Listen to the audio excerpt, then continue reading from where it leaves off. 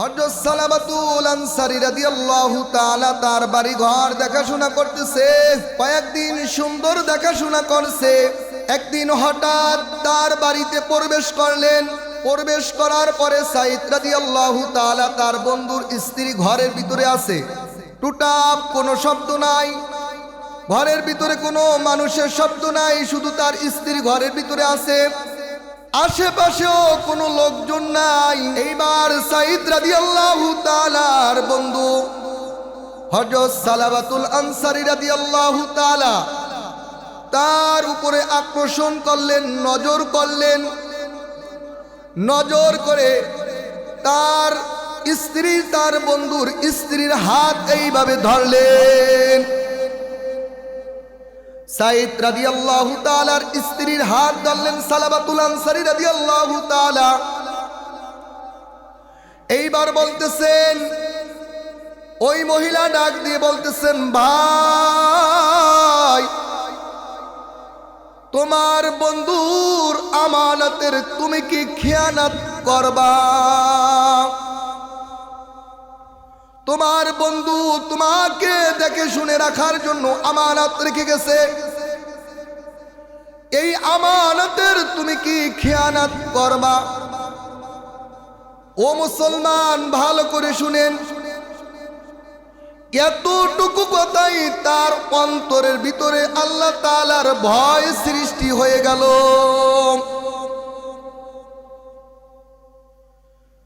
সালাবাতুল আনসারী রাদিয়াল্লাহু তাআলা ওই মহিলাকে ছেড়ে দিয়ে সালাবাতুল আনসারী রাদিয়াল্লাহু তাআলা পাহাড়ে যায়া কান্না করে, হায় আল্লাহ, আমি ভুল করেছি, অন্যায় করেছি, অপরাধ করেছি মালিক, তুমি ছাড়া এই দুনিয়াতে কেউ দেখে নাই, আল্লাহ তুমি আমাকে মাফ করে দাও।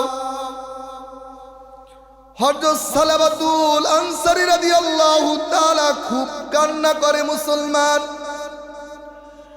এর ভিতরেই আল্লাহ রাসূল সাল্লাল্লাহু আলাইহি ওয়াসাল্লাম মদিনায় আসলেন। সকল গাজী ভাইদেরকে সম্বর্ধনা জানাইলেন, স্বাগতম জানাইলেন। সাইদ রাদিয়াল্লাহু তাআলার বন্ধু কোথায়, সালাবা কোথায়, তাদের কাছে জিজ্ঞাসা করতেছে, সালাবা কোথায়?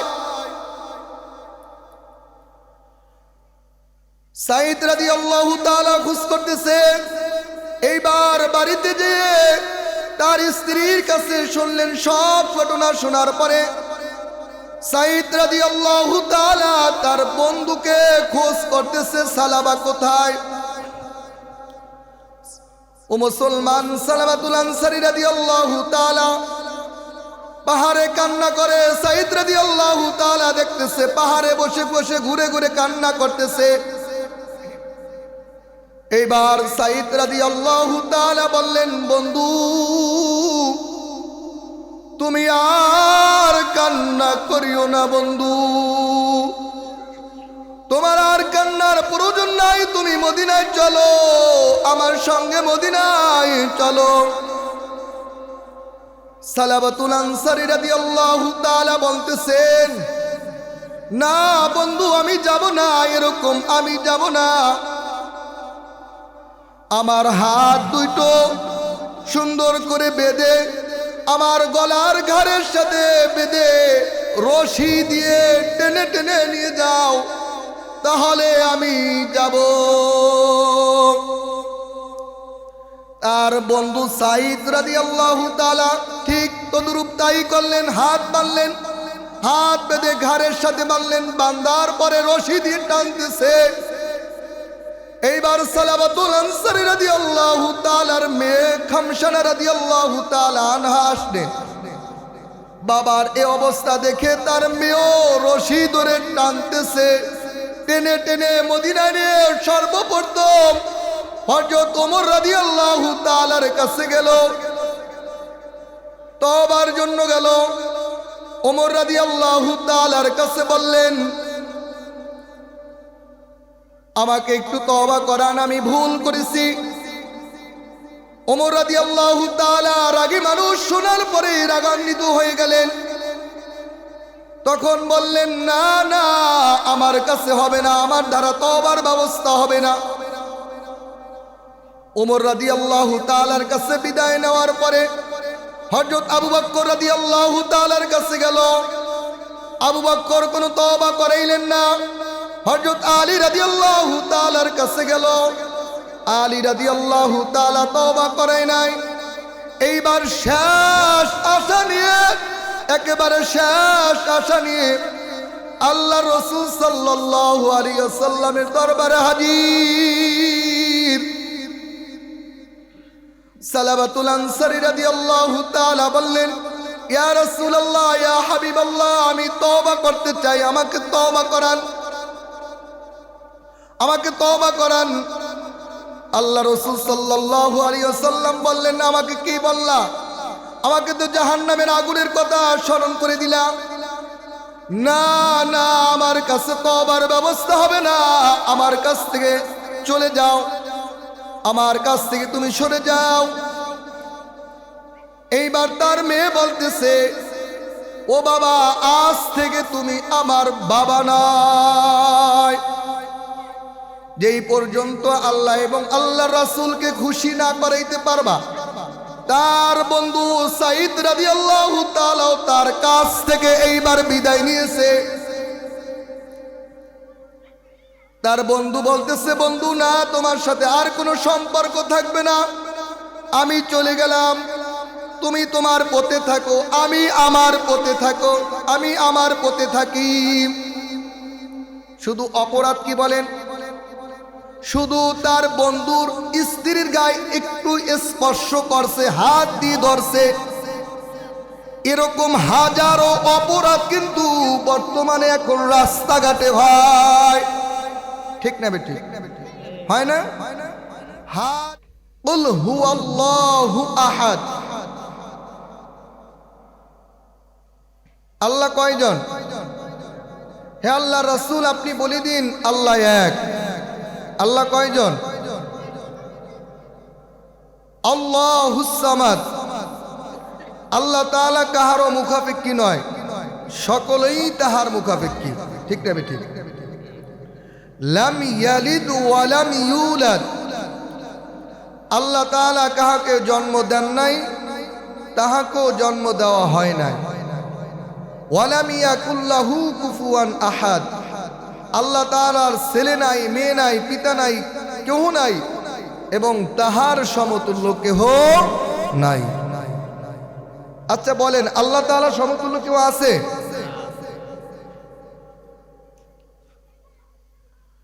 তাহলে আজান মুয়াজ্জিনের কোনো ভাষা নয়, আজান মুয়াজ্জিনের কোনো বানোয়াট কোনো কথা নয়, আজান আল্লাহ তাআলার কালাম। মুয়াজ্জিনের কণ্ঠে আল্লাহ তাআলা আহ্বান করে, ডাকে। যখন মুমিন যখন ডাক শোনে, তার ডাকে সাড়া দেওয়ার জন্য পাগল হয়ে যায়। কি কন? মুমিন যখন আল্লাহ তাআলা ডাক শোনে, আল্লাহু আকবার, আল্লাহু আকবার, আল্লাহ তাআলা সবচেয়ে বড়, আল্লাহ তাআলা সবচেয়ে বড় না? যখন মুমিন শোনে, তখন আর থাকতে পারে না, ঘরে থাকতে পারে না। সে যদি খেতে থাকে, খেত কামারে কাজ করে, সে সেখান থেকে চলে আসবে। এই দেখেন, শীতের দিন প্রচন্ড শীত পড়ে, রাতের শীত পড়ে, ফজর নামাজ পড়তে খুব কষ্ট। কি কন? আর যার অন্তরের ভিতরে আল্লাহর ভয় আছে, সে কিন্তু আপনার ওই ল্যাপের ভিতরে থাকতে পারে না, সে চলে আসে।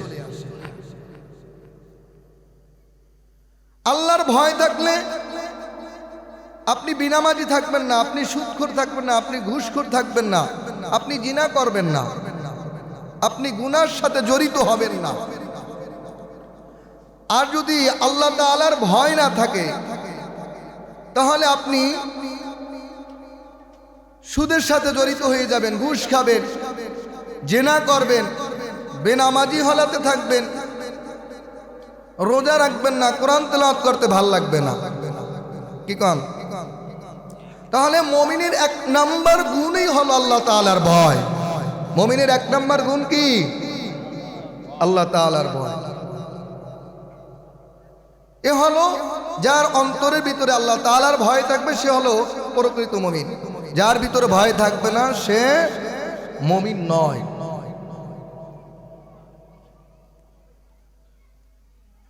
ভয় না থাকলে আপনি জিনার কাজে জড়িত হয়ে যাবেন।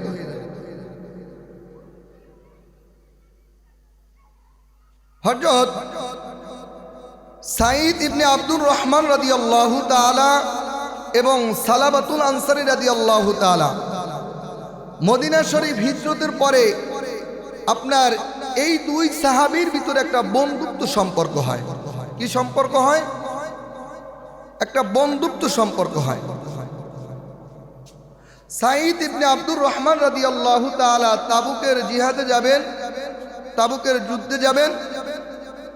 তখন তার বন্ধুকে সালাবাতুল আনসারী রাদিয়াল্লাহু তাআলাকে বলে দিলেন, বন্ধু তুমি আমার বাড়ি ঘর দেখাশুনে রাখো। দায়িত্ব দিয়ে গেলেন। আপনি ধরেন সফরে যাবেন, হজ করতে যাবেন বা উমরা করতে যাবেন, ঢাকা শহরে যাবেন, আপনার বাড়ি ঘর স্ত্রী পরিজন দেখার জন্য একজন বিশ্বস্ত একজন লোকের কাছে বলে যান না? ঠিক তদরূপ সাঈদ রাদিয়াল্লাহু তাআলা তার বন্ধুকে সালাবাতুল আনসারী রাদিয়াল্লাহু তাআলাকে বলে গেলেন, বন্ধু আমি যুদ্ধে যাইতেছি, তুমি আমার বাড়ি ঘরটা দেখে শুনে রাখো। সাঈদ রাদিয়াল্লাহু তাআলা যুদ্ধে চলে গেল মুসলমান। হযরত সালাবাতুল আনসারী রাদিয়াল্লাহু তাআলা তার বাড়ি ঘর দেখাশোনা করতেছে। কয়েকদিন সুন্দর দেখাশোনা করছে। একদিন হঠাৎ তার বাড়িতে প্রবেশ করলেন। প্রবেশ করার পরে সাঈদ রাদিয়াল্লাহু তাআলা তার বন্ধুর স্ত্রী ঘরের ভিতরে আছে। টুটাপ কোনো শব্দ নাই, ঘরের ভিতরে কোনো মানুষের শব্দ নাই, শুধু তার স্ত্রী ঘরের ভিতরে আছে। আশেপাশেও কোনো লোকজন নাই। এইবার সাঈদ রাদিয়াল্লাহু তাআলার বন্ধু হযরত সালাবাতুল আনসারী রাদিয়াল্লাহু তাআলা তার উপরে আকর্ষণ করলেন, নজর করলেন। নজর করে তার স্ত্রী, তার বন্ধুর স্ত্রীর হাত এইভাবে ধরলেন। সাঈদ রাদিয়াল্লাহু তাআলার স্ত্রীর হাত ধরলেন সালাবাতুল আনসারী রাদিয়াল্লাহু তাআলা। এইবার বলতেছেন, ওই মহিলা ডাক দিয়ে বলতেছেন, ভাই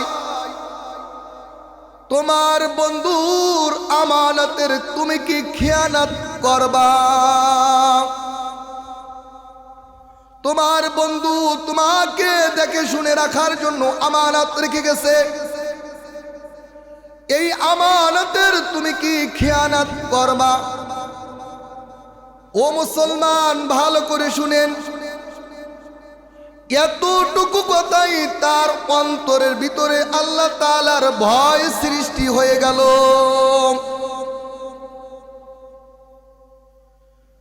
সালাবাতুল আনসারী রাদিয়াল্লাহু তাআলা ওই মহিলাকে ছেড়ে দিয়ে সালাবাতুল আনসারী রাদিয়াল্লাহু তাআলা পাহাড়ে যায়া কান্না করে, হায় আল্লাহ, আমি ভুল করেছি, অন্যায় করেছি, অপরাধ করেছি মালিক। তুমি ছাড়া এই দুনিয়াতে কেউ দেখে নাই। আল্লাহ তুমি আমাকে মাফ করে দাও।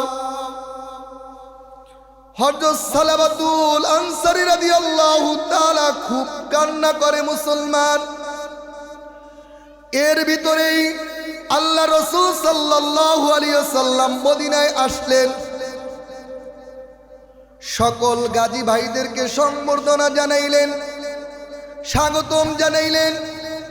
সাঈদ রাদিয়াল্লাহু তাআলার বন্ধু কোথায়, সালাবা কোথায়, তাদের কাছে জিজ্ঞাসা করতেছে, সালাবা কোথায়? সাঈদ রাদিয়াল্লাহু তাআলা খোঁজ করতেছে। এইবার বাড়িতে যেয়ে তার স্ত্রীর কাছে শুনলেন। সব ঘটনা শোনার পরে সাইদ রাদিয়াল্লাহু তাআলা তার বন্ধুকে খোঁজ করতেছে, সালাবা কোথায়? ও মুসলমান, সালাবাতুল আনসারী রাদিয়াল্লাহু তাআলা পাহাড়ে কান্না করে। সাইদ রাদিয়াল্লাহু তাআলা দেখতেছে পাহাড়ে বসে বসে ঘুরে ঘুরে কান্না করতেছে। এইবার সাইদ রাদিয়াল্লাহু তাআলা বললেন, বন্ধু তুমি আর কান্না করিও না বন্ধু, তোমার আর কান্নার প্রয়োজন নাই, তুমি মদিনায় চলো, আমার সঙ্গে মদিনায় চলো। সালাবাতুল আনসারী রাদিয়াল্লাহু তাআলা বলতেছেন, না বন্ধু আমি যাব না, এরকম আমি যাব না। আমার হাত দুটো সুন্দর করে বেঁধে আমার গলার ঘাড়ের সাথে বেঁধে রশি দিয়ে টেনে টেনে নিয়ে যাও, তাহলে আমি যাব। তার বন্ধু সাইদ রাদিয়াল্লাহু তাআলা ঠিক তদরূপ তাই করলেন। হাত বাঁধলেন, হাত বেঁধে ঘাড়ের সাথে বাঁধলেন, বাঁধার পরে রশি দিয়ে টানতেছে। এইবার সালাবাতুল আনসারী রাদিয়াল্লাহু তাআলার মেয়ে খামসানা রাদিয়াল্লাহু তাআলা আনহা আসলেন। বাবার এই অবস্থা দেখে তার মেয়েও রশি ধরে টানতেছে, টেনে টেনে মদিনায় নিয়ে সর্বপ্রথম হযরত ওমর রাদিয়াল্লাহু তাআলার কাছে গেল, তওবার জন্য গেল। ওমর রাদিয়াল্লাহু তাআলার কাছে বললেন, আমাকে একটু তওবা করান, আমি ভুল করেছি। ওমর রাদিয়াল্লাহু তাআলা রাগী মানুষ, শোনার পরে রাগান্বিত হয়ে গেলেন। তখন বললেন, না না আমার কাছে হবে না, আমার দ্বারা তওবার ব্যবস্থা হবে না। ওমর রাদিয়াল্লাহু তাআলার কাছে বিদায় নেওয়ার পরে হযরত আবু বকর রাদিয়াল্লাহু তাআলার কাছে গেল।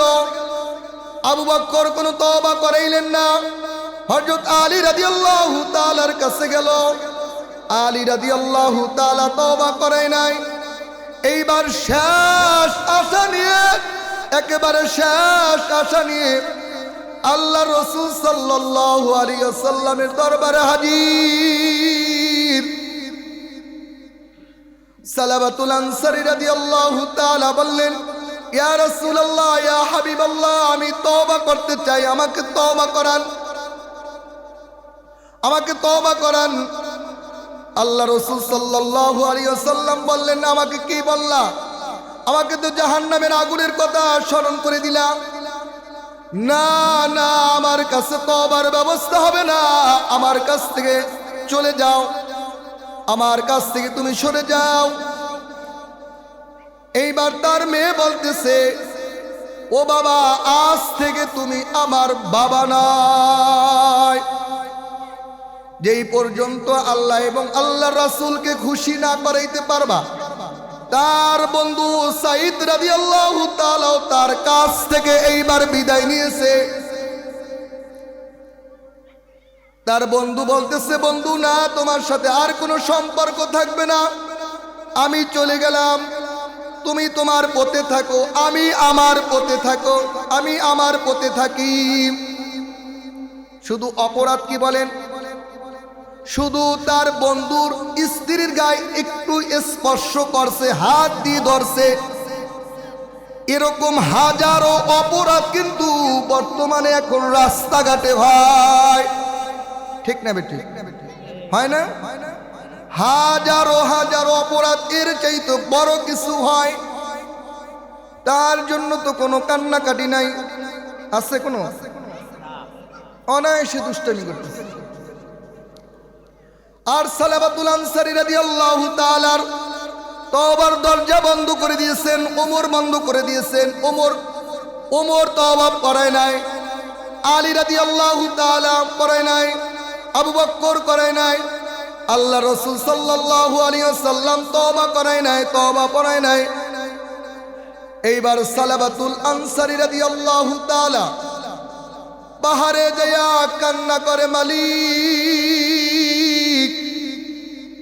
আমি ভুল করেছি, আমি অন্যায় করেছি, আল্লাহ তুমি আমাকে মাফ করে দাও। আল্লাহ আমি গুনাহ করেছি, দুনিয়ার কেউ দেখে না, একমাত্র তুমি দেখেছো। আমি ওমরের কাছে গেলাম, আমি আবু বকরের কাছে গেলাম, আমি আলীর কাছে গেলাম, আমি শেষ আশা নিয়ে তোমার বন্ধুর দরবারে আমি হাজির হইলাম। তোমার বন্ধু আমাকে তওবা করায় নাই। আল্লাহ তুমি আমাকে তাড়াইয়া দিও না। আল্লাহ আল্লাহ তুমি আমাকে মাফ করে দাও। হযরত সালাবাতুল আনসারী রাদিয়াল্লাহু তাআলার কান্নায় তিনি তওবা এমন ভাবে তওবা করলেন, এমন ভাবে কান্না করলেন, আল্লাহ তাআলার আরশ গরম হয়ে গেল।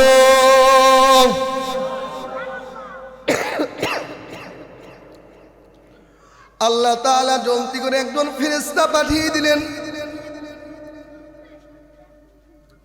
আল্লাহ রাসূল সাল্লাল্লাহু আলাইহি ওয়াসাল্লামের কাছে পাঠিয়ে দিলেন। আয়া বলতেছেন, ইয়া রাসূলুল্লাহ, ইয়া হাবিবাল্লাহ, এই আসমান এবং জমিন কে সৃষ্টি করছে বলুন? আল্লাহ রাসূল সাল্লাল্লাহু আলাইহি ওয়াসাল্লাম এক বাক্যে জবাব দিলেন, আসমান এবং জমিন, এই পৃথিবী একমাত্র আল্লাহ তাআলাই সৃষ্টি করেছেন। তখন ওই ফেরেশতা বললেন যে আল্লাহ আসমান এবং জমিন সৃষ্টি করছে, ওই আল্লাহ সালাবাতুল আনসারী রাদিয়াল্লাহু তাআলাকে মাফ করে দিয়েছে।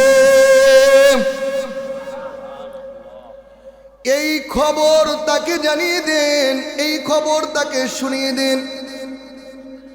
আল্লাহ রাসূল সাল্লাল্লাহু আলাইহি ওয়াসাল্লাম দাঁড়াইয়া বললেন, এই শোনো সালাবাতুল আনসারী রাদিয়াল্লাহু তাআলাকে কে আমার সামনে আনতে পারবা? তখন সমস্ত সাহাবায়ে কেরামগণ, হযরত আলী রাদিয়াল্লাহু তাআলা, হযরত আবু বকর রাদিয়াল্লাহু তাআলা, হযরত ওমর, হযরত সালমান ফারসি রাদিয়াল্লাহু তাআলা দাঁড়ায় গেল। আমরা আনতে পারবো, সালাবাকে আমরা আনতে পারবো, আমরা খোঁজ করব। এইবার সাহাবায়ে কেরামগণ দলবদ্ধ হয়ে এক একজন এক একটা দল এক এক দিকে যায়। হযরত আলী রাদিয়াল্লাহু তাআলা, হযরত সালমান ফারসি রাদিয়াল্লাহু তাআলা এক দল হয়ে খোঁজ করতেছে। মদিনায় কিছু লোক কৃষি কাজ করতেছে। আলী রাদিয়াল্লাহু তাআলা জিজ্ঞাসা করলেন, এ ভাই একটা লোক দেখছো? তখন ওই কৃষি ভাইরা বলল, হ্যাঁ আমরা একটা লোক দেখেছি। ওই যে দেখো জঙ্গল দেখো, বন জঙ্গল দেখো, ওই যে পাহাড় দেখো, একটা লোক সারাদিন কান্না করে, আর রাত্রি বেলায় ওই বড় একটা গাছ দেখো, ওই গাছের নিচে আইসা বিশ্রাম নেয়। হযরত আলী রাদিয়াল্লাহু তাআলা, হযরত সালমান ফারসি রাদিয়াল্লাহু তাআলা ওই গাছটার পাশে যে অপেক্ষা করতেছে। ঠিক সন্ধ্যার সময় সালাবাতুল আনসারী রাদিয়াল্লাহু তাআলা উপস্থিত হয়েছেন। উপস্থিত হয়ে শুয়ে শুয়ে কান্না করে। এবার আলী রাদিয়াল্লাহু তাআলা বলতেছেন, ও বন্ধু আর কান্না করিও না, আর কান্না করা লাগবে না, তুমি আমাদের সাথে চলো, আল্লাহ রাসূল সাল্লাল্লাহু আলাইহি ওয়াসাল্লামের দরবারে চলো, আর কান্না করিও না, চলো। তখন সালাবাতুল আনসারী রাদিয়াল্লাহু তাআলা তাদের সাথে রওনা করলেন। রওনা করার পরে তখন রাত শেষ হয়ে গেছে। মসজিদে নববীতে হাজির হলেন, মসজিদে নববীতে হাজির হইলেন। তখন ফজরের নামাজ শুরু হয়ে গেছে। আল্লাহ রাসূল সাল্লাল্লাহু আলাইহি ওয়াসাল্লাম ফজরের নামাজে সূরা তাকাসুর তিলাওয়াত করতেছে। হযরত সালাবাতুল আনসারী রাদিয়াল্লাহু তাআলা পিছনের কাতারে দাঁড়িয়ে শ্রবণ করতেছে, কাঁদতেছে। আল্লাহ রাসূল সাল্লাল্লাহু আলাইহি ওয়াসাল্লাম যখন হাত্তা যুরতুমুল মাকাবির, হাত্তা যুরতুমুল মাকাবির, এই আয়াত যখন তেলাওয়াত করলেন, এই আয়াত যখন পাঠ করলেন, সাথে সাথেই ওই সালাবাতুল আনসারী রাদিয়াল্লাহু তাআলা বেহুশ হয়ে জমিনে পড়ে গেছে। আল্লাহ রাসূল সাল্লাল্লাহু আলাইহি ওয়াসাল্লাম নামাজ শেষ করলেন। নামাজ শেষ করার পরে দেখার পরে সালাবাতুল আনসারী রাদিয়াল্লাহু তাআলাকে দেখলেন, দেখে ইন্তেকাল করছে। এইবার তার মেয়ে খামসানা রাদিয়াল্লাহু তাআলা আনহা কান্না করতেছে, বাবার জন্য অজরে কান্না করতেছে।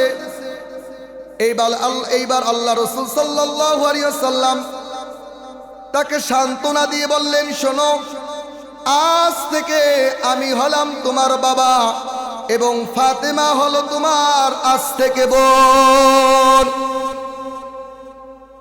হযরত খামসানা রাদিয়াল্লাহু তাআলা এইবার স্থির হলেন।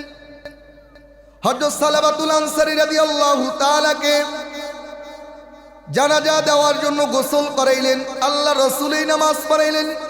এইবার দাফনের জন্য নিয়ে গেলেন, কবরস্থানে নিয়ে গেলেন। কবরস্থানে যাওয়ার পরে আল্লাহ রাসূল সাল্লাল্লাহু আলাইহি ওয়াসাল্লাম আঙ্গুলের উপরে ভর ভর করে হাঁটতেছেন। এই ঘটনা হযরত ওমর রাদিয়াল্লাহু তাআলা দেখলেন। যখন সালাবাতুল আনসারী রাদিয়াল্লাহু তাআলাকে যখন মাটি দেওয়ার পরে এইবার ওমর রাদিয়াল্লাহু তাআলা জিজ্ঞাসা করলেন, ইয়া রাসূলুল্লাহ, ইয়া হাবিবাল্লাহ, কেন এই গুরুস্থানে আপনি আঙ্গুলের উপরে ভরবার করে হাঁটছেন, একটু বলেন। তখন আল্লাহ রাসূল সাল্লাল্লাহু আলাইহি ওয়াসাল্লাম বলেন, শোনো, এই গুরুস্থানে এত পরিমাণ ফেরেশতারা জমা হয়েছে, আমার পা মাটিতে রাখা সম্ভব হয় না।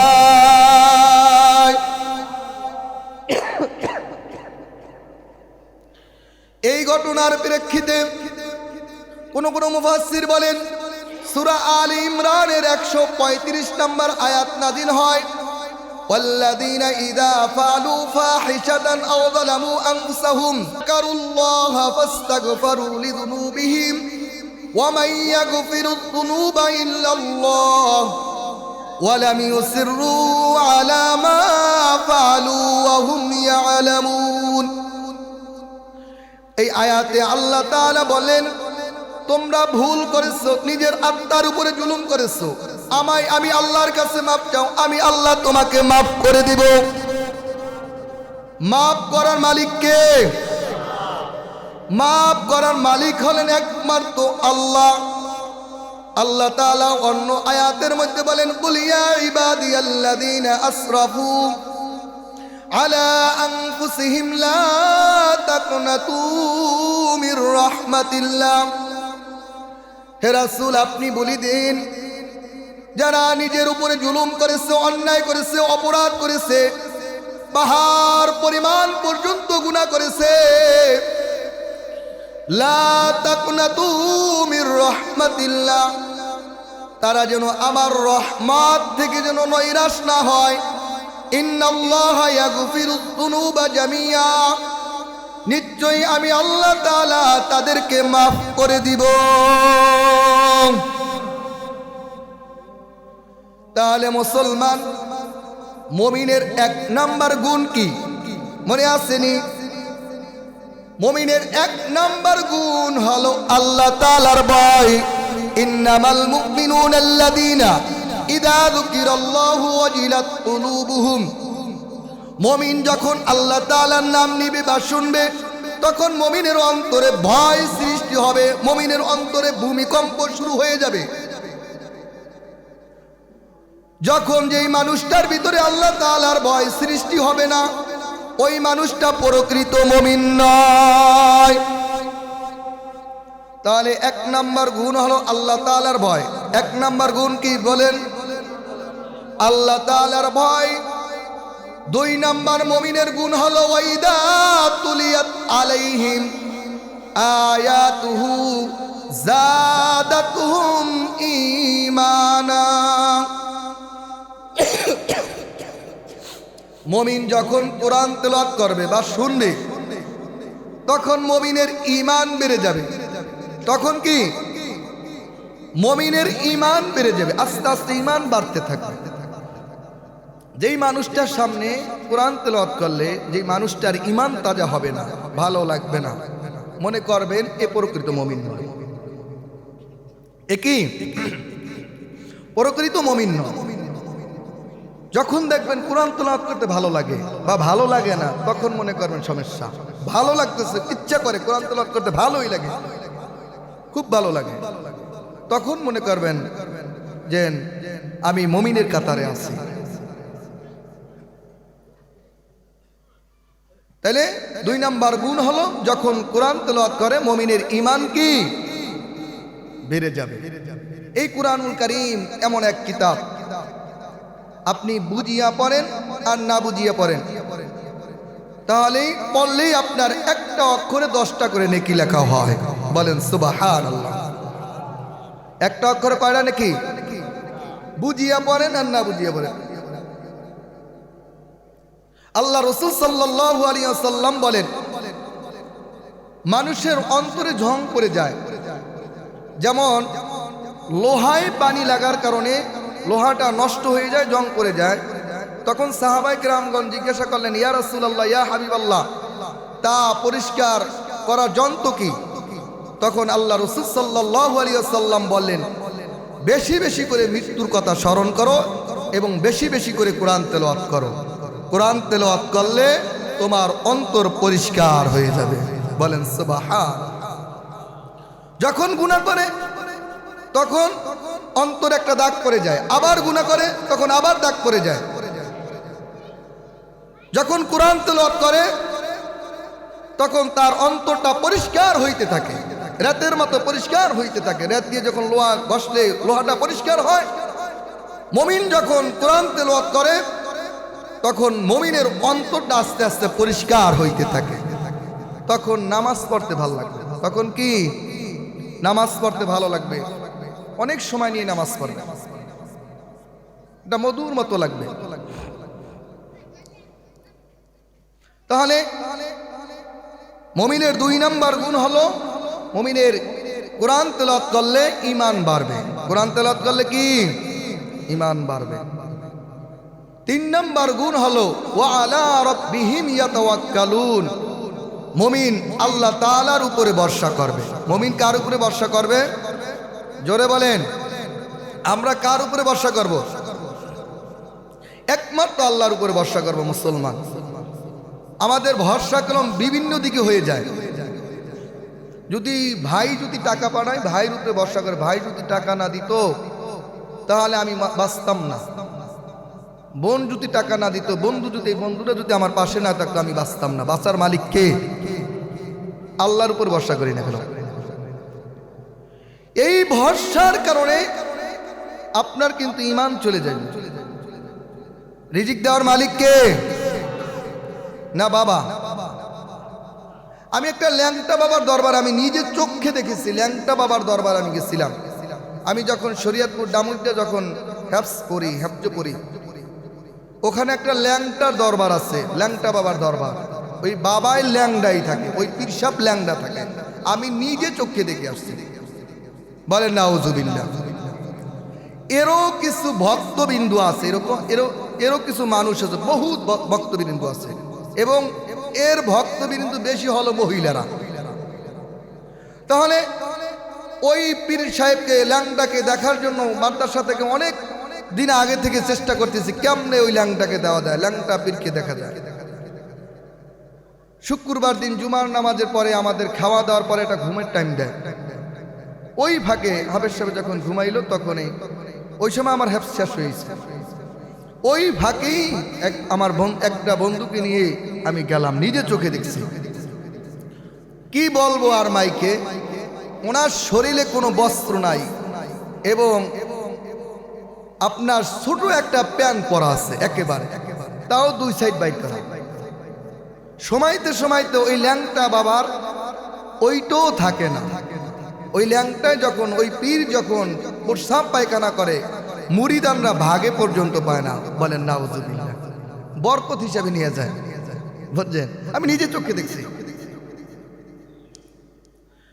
দেখলাম কি অনেক মহিলার যাইয়া বলতেছে, বাবা আমার মেয়ের বিবাহ হয় না, আপনি বিবাহের ব্যবস্থা করেন, এবং আমার সংসার অভাব, আপনি অভাব দূর করার ব্যবস্থা করেন। পিসাব আবার অনুসিয়ত করছে, এইটা করো, এইটা করো। আপনারা বলেন এদের ঈমান আছে? হ্যাঁ, এদের ঈমান আছে? তাহলে মুমিনের এক নাম্বার গুণ হলো আল্লাহ তাআলার উপর ভরসা করবে। অনেকের বাচ্চা কাচ্চা হয় না, এই বাচ্চা কাচ্চার জন্য অনেকে পীর বাবার কাছে যায় না, পদ্ধতির জন্য যায় না। কি কন? বাচ্চা দেওয়ার মালিক কে? তাহলে মুমিনের 3 নাম্বার গুণ হলো ওয়া আলা রাব্বিহিম ইয়াতাওয়াক্কালুন। মুমিন একমাত্র আল্লাহর উপরে ভরসা করবে। মুমিন কার উপরে ভরসা করবে? জোরে বলেন। মুমিন একমাত্র আল্লাহর উপরে ভরসা করবে। কোনো দুনিয়ার কোনো পীর, কোনো বাবা, কোনো ভাই তার উপরে ভরসা করবে না, একমাত্র আল্লাহর উপরে ভরসা করবে। 4 নাম্বার গুণ হলো মুমিনের আল্লাযীনা ইউকিমুনাস সালাহ। যেই সমস্ত লোক নামাজ কায়েম করে, যেই সমস্ত লোক নামাজ পড়ে, সে হলো প্রকৃত মুমিন। যে নামাজ পড়ে না, এই মসজিদের সাথে যাদের সম্পর্ক নাই, 5 ওয়াক্ত আজান হয়, নামাজ পড়ে না, মনে করবেন এ প্রকৃত মুমিন নয়। আচ্ছা বলুন, আমি কোরআনের আয়াত দিয়ে বলতেছি না, না আমি বানোয়াট করে বলতেছি? তাহলে মুসলমান একই, যে বেনামাজি সে প্রকৃত মুমিন নয়। আল্লাহ তাআলা পবিত্র কোরআনে অন্য আয়াতের মধ্যে বলেন, ইয়া আইয়ুহাল্লাযীনা আমানু কু আনফুসাকুম ওয়া আহলিকুম নারা। ও মুসলমান, তুমি শুধু নিজে নামাজ পড়লেই হবে না, আল্লাহ তাআলা বলে দিয়েছেন, হে ঈমানদারগণ, তুমি বাঁচো এবং তোমার আহাল পরিজনকে জাহান্নামের আগুন থেকে বাঁচাও। তুমি বাঁচো, তোমার আহাল পরিজনকে বাঁচাও, তোমার সমাজ বাঁচাও। তুমি একলা ইবাদত করলে হবে না, পাশে যেই ভাই নামাজ পড়ে না ওই ভাইকে বলো, কু আনফুসাকুম ওয়া আহলিকুম নারা। তুমি বাঁচো জাহান্নাম থেকে, তোমার আহাল পরিজনকে বাঁচাও। তুমি নামাজ পড়ো, তোমার ছেলে নামাজ পড়ে না তাকে বলো, তোমার মেয়ে নামাজ পড়ে না তোমার মেয়েকে বলো, তোমার স্ত্রী নামাজ পড়ে না তোমার স্ত্রীকে বলো। এখন খুব পাক্কা মুসলমান আছে, বড় হাজী সাহেব আছে, বড় মুসল্লি আছে, প্রথম কাতারের মুসল্লি আছে, কিন্তু সে একলা সেজদা দেয়, তার ঘরটা পুরা ঘরটা বেনামাজি, তার স্ত্রীও নামাজ পড়ে না, তার ছেলেও নামাজ পড়ে না, তার মেয়েও নামাজ পড়ে না। আল্লাহর এই আয়াত আপনি কি মানলেন না? আল্লাহ বলেন তুমি বাঁচো এবং তোমার আহাল পরিজনকে বাঁচাও। আল্লাহ রাসূল সাল্লাল্লাহু আলাইহি ওয়াসাল্লাম বলেন, যখন তোমার সন্তানের যখন 7 বছর বয়স হয়, তখন তুমি তাকে নামাজের আদেশ দাও, নামাজের নির্দেশ দাও। কে বলছেন? আল্লাহর রাসূল বলছেন। আল্লাহর রাসূলের কথাই হলো আল্লাহর কথা। তাহলে আল্লাহ রাসূল 7 বছরের সময় নামাজের নির্দেশ দিতে বলছেন। যখন 10 বছর হয়, তখন যদি ওই বাচ্চা নামাজ না পড়তে পারে, না পড়তে চায়, যখন উসুর বুসুর করে, দুষ্টামি করে, আল্লাহ রাসূল বলেন ওকে মার দাও, ওকে সোজা করো। সন্তান যখন বালেগ হয়ে যায়, যখন নামাজ ফরজ আইন হয়ে যায়, ওর উপরে নামাজ ফরজ হয়ে গেছে, ওই সন্তান যদি নামাজ না পড়বে, ওই পিতার দায়িত্ব হলো ওই সন্তানের বিছানাকে পৃথক করে দাও, আলাদা করে দাও। কয়জন পিতা আছে, কয়জন মা আছে এরকম বিছানা পৃথক করে? বলেন কয়জন আছে? খুব কম আছে। জিজ্ঞাসা করি, ভাই আপনার ছেলে নামাজ পড়তে আসে না কেন? আপনি বলেন আমার ছেলের বয়স হয় নাই। ওদারে দেখা যায় আপনার ছেলে সন্তানের বাবা হয়েছে, আপনি বলতেছেন বয়স হয় নাই, 30-35 বছর বয়স হয়েছে, এখনো আপনার চোখে ছোট। এই যখন আপনি তাকে আদর দিয়ে লালন পালন করে বড় করতেছেন, কাল কিয়ামতের মাঠে আপনাকে সাক্ষী দিয়ে আপনাকে জাহান্নামে পাঠাইয়া দিবে। ঠিক না বে ঠিক? এদিকে কিন্তু আমরা লক্ষ্য করি না মুসলমান। এই জন্য সমাজে যে নামাজ পড়বেন না, নামাজ পড়বে না তাকে নামাজের দাওয়াত দিবেন। ঘরে যদি নামাজ না পড়ে নামাজের দাওয়াত দিবেন। ঘরটা একবারে সুন্দর একটা পরিবেশ হয়ে যাবে। ঘরের ভিতরে যদি সিজদা হবে, ঘরের ভিতরে যদি সিজদা হয়, তখন ওই ঘরের উপরে আল্লাহ তাআলা আসমানের খাস রহমত বর্ষণ হইতে থাকে। আল্লাহ রাসূল সাল্লাল্লাহু আলাইহি ওয়াসাল্লাম বলেন, তোমার ঘরের সামনে যদি একটা পুকুর বা একটা ঝর্ণা থাকে, ওই পুকুরে এবং ঝর্ণায় যদি দৈনিক যদি 5 বার গোসল করে, তাহলে কি তার শরীরে কোনো ময়লা থাকতে পারে? তখন সাহাবায়ে কেরামগণ বললেন, না না, তার শরীরে কোনো ময়লা থাকতে পারে না।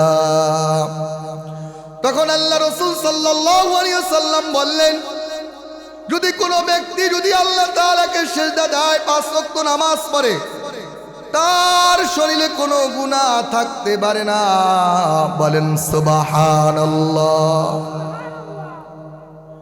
হযরত আবু যর গিফারী রাদিয়াল্লাহু তাআলা বলেন, আল্লাহ রাসূল সাল্লাল্লাহু আলাইহি ওয়াসাল্লাম একবার শীতের মৌসুমে, এরকম শীতের মৌসুমে গাছের পাতা ঝরতেছে, গাছ থেকে পাতা ইচ্ছা করে পড়তেছে। আল্লাহ রাসূল সাল্লাল্লাহু আলাইহি ওয়াসাল্লাম হাত ধরে গাছের ডাল ধরে এইভাবে নাড়া দিলেন, গাছের পাতাগুলো অটোমেটিক ভাবে পড়তেছে। এবার আল্লাহ রাসূল সাল্লাল্লাহু আলাইহি ওয়াসাল্লাম বললেন, হে আবু যর, কোন ব্যক্তি যদি আল্লাহ তাআলাকে যদি 5 ওয়াক্ত নামাজে যদি সিজদা দেয়, 5 ওয়াক্ত নামাজ পড়ে, আল্লাহ রাসূল সাল্লাল্লাহু আলাইহি ওয়াসাল্লাম বলেন, ওই পাতা ঝরার মতো তার জীবনের গুনাহগুলি পড়তে থাকে। আরো জোরে বলেন সুবহানাল্লাহ। নামাজি ব্যক্তির জীবনে কোনো গুনাহ থাকতে পারে না। নামাজি ব্যক্তি হলো মুমিন। নামাজি ব্যক্তির মৃত্যুটা হবে ঈমানি হালাতে মৃত্যু হবে। আল্লাহ রাসূল সাল্লাল্লাহু আলাইহি ওয়াসাল্লাম অন্য হাদিসের মধ্যে বলেন, যখন কোনো মুমিন ব্যক্তি যখন উজু করে নামাজের অপেক্ষায় বসে থাকে, নামাজের পাটিতে বসে থাকে, তখন ফেরেশতারা তার জন্য দোয়া করতে থাকে, আল্লাহুম্মা গফির লাহু আল্লাহুম্মা আরহাম। ফেরেশতারা দোয়া করতে থাকে, আল্লাহুম্মা গফির লাহু আল্লাহুম্মা আরহাম। হে আল্লাহ, আমার বান্দার উপরে তুমি খাস রহমত নাজিল করো, রহম করো, বরকত দাও। দোয়া করে কে? ফেরেশতারা দোয়া করে। আপনি উজু করে নামাজের পাটিতে বসে থাকবেন, আপনার জন্য ফেরেশতারা আল্লাহ তাআলার কাছে দোয়া করতে থাকবে, আল্লাহুম্মা গফির লাহু আল্লাহুম্মা আরহাম। আল্লাহ, তোমার বান্দার উপরে খাস রহমত বর্ষণ করো, তোমার বান্দাকে তুমি মাফ করে দাও। বলেন সুবহানাল্লাহ। আল্লাহ রাসূল সাল্লাল্লাহু আলাইহি ওয়াসাল্লাম অন্য হাদিসের মধ্যে বলেন, যে ব্যক্তি সকাল এবং সন্ধ্যায় মসজিদে যতবার যাতায়াত করবে, আল্লাহ তাআলা ওই নামাজি ব্যক্তির জন্য ততবার জান্নাতটাকে সাজানো হয়।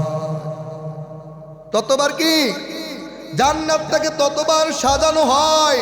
নামাজি ব্যক্তি যত সিজদা দিবেন, ওই নামাজি ব্যক্তির জন্য জান্নাতটাও ততদের চাইতে আগের চাইতে আরো সুন্দর করে, সুন্দর করতে করতে করতে আল্লাহ তাআলা অনেক সুন্দর বানাইয়া দেয়। নামাজ পড়লে সবচেয়ে বড় পুরস্কার হলো 5টা পুরস্কার আছে। নামাজ পড়লে কয়টি পুরস্কার আছে? সবচেয়ে উত্তম পুরস্কার হলো, 1 নাম্বার পুরস্কার হলো, দুনিয়াতে আল্লাহ তাআলা দিবেন, তার দুনিয়াতে কোনো অভাব থাকবে না। দুনিয়াতে কি আল্লাহ তাআলা ওই নামাজি ব্যক্তির রিজিকের ব্যবস্থা করে দিবেন। এখন এইটা জানা সত্ত্বেও কিন্তু আমরা আল্লাহ তাআলাকে সিজদা দেই না। বাড়ির সামনে মসজিদ, বাড়ির সামনে আজান দেয়, কিন্তু মুসল্লি পাওয়া যায় না। ডাকলে বলে, হুজুর এখন নামাজ পড়া যাবে না, কাম শেষ করে লই। বরকত দেওয়ার মালিককে আল্লাহর রাসূল বললেন, তুমি যদি নামাজ পড়ো, আল্লাহ তাআলা তোমার অভাবকে দূর করে দিবে, আল্লাহ তাআলা রিজিকের ব্যবস্থা করবে। এইটা কি বিশ্বাস হয় কিনা? হয়, বিশ্বাস হয় না? বরকত এমন একটা জিনিস, আপনি খেরের ঘরে থাকবেন তাতেও শান্তিতে থাকতে পারবেন। আর অবরকত এমন একটা জিনিস, আপনি 5 তলা বিল্ডিং এর মধ্যে থাকবেন তাও থাকবেন অশান্তিতে, তাও থাকবেন কি অশান্তি। আপনার ছেলে দিয়ে অশান্তি হয়, স্ত্রী দিয়ে অশান্তি হয়, আশপাশ দিয়ে অশান্তি হয়, এরকম আছে না নাই? আর একজন গরিব মানুষ নামাজ পড়ে, 5 ওয়াক্ত নামাজ পড়ে, রিক্সা চালায়, খেত খামারে কাজ করে, তার সংসারটা খুব সুন্দর করে চলে। তারা সাধারণত আমাদের কিন্তু বলে, হুজুর আপনারা এত সুন্দর সুন্দর জামা পরেন, জামাটা এত দামি, টুপিটা দামি, জুতা জোড়া দামি, এত সুন্দরভাবে চলেন কিভাবে? আমরা তো মাস গেলে 1-1.5 লাখ টাকা ইনকাম করি, তারপরও ভাই সারতে পারি না।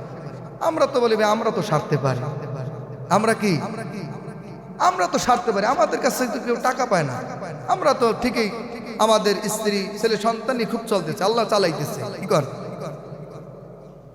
আপনি কোনটা চান? আপনি মাসে 1.5 লাখ টাকা আপনার ইনকাম, ওই 1.5 লাখ টাকা আপনার মাস গেলে আরো 10,000 টাকা আপনি ঋণ হয়ে যান। আর যদি ওইটা না হয়, যদি 10,000 টাকা বেতন পাওয়ার পরে আপনার যদি 7,000 টাকা খরচ হয়, 3,000 টাকা অবশিষ্ট থাকে, 3,000 টাকা আপনি ব্যাংকে রাখতে পারেন, তাহলে এইটা ভালো না? কি কন? আপনি 1.5 লাখ টাকা মাসে কামাই করে, 1.5 লাখ টাকা শেষ হওয়ার পরে আর 10,000 টাকা দেনা হন বা 50,000 টাকা দেনা, আর যেই বেড়া 10,000 টাকা কামাই করার পরে 7,000 টাকা খরচ করে আর 3,000 টাকা ব্যাংকে রাখে,